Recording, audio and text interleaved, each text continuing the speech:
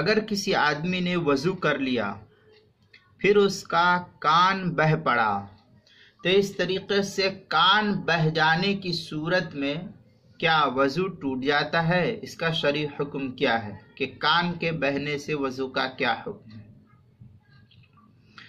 چنانچہ فقہا کی عبارت کو دیکھنے سے معلوم ہوتا ہے کہ اگر کان سے مواد یا خون بہا جو عموماً تکلیف کے وقت ہوتا ہے، اندر زخم وغیرہ تھا تو خون نکلا یا مواد نکلا اور وہ اس حصے تک آ گیا جہاں دھونا غسل میں فرض ہے، یعنی کان کا جو ظاہری حصہ ہے وہ جہاں دھونا غسل میں فرض ہے تو وضو ٹوٹ جائے گا اس صورت میں۔ اور اگر کان سے صرف پانی نکلا تو یہ دیکھا جائے گا کہ یہ پانی تکلیف کے ساتھ نکلا، یہ شرط ہے۔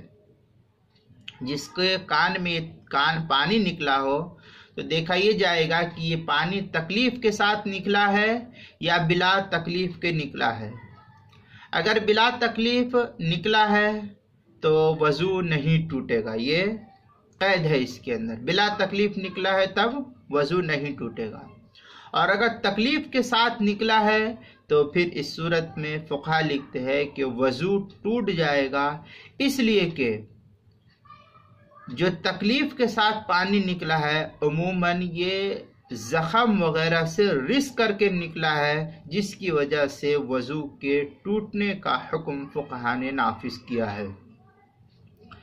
چنانچہ بحر سے نقل کرتے ہوئے، بحر الرائق سے نقل کرتے ہوئے فتاوی شام کے اندر ہے، بلی الظاہر اذا کان الخارج قیحا او سدیدا للنقض سواء کان مع وجہ او بدونه لانهما لا يخرجان الا من علقة۔ نعم هذا التفصيل حسن فيما اذا كان الخارج ماء ليس غیر۔ یہ اس طریقے کی عبارت، اور بھی عبارت تھوڑا سا شامی میں ہے، تفصیل وہاں شامی میں دیکھ لیے تو مختصر سی عبارت آپ کے سامنے بتا دی گئی۔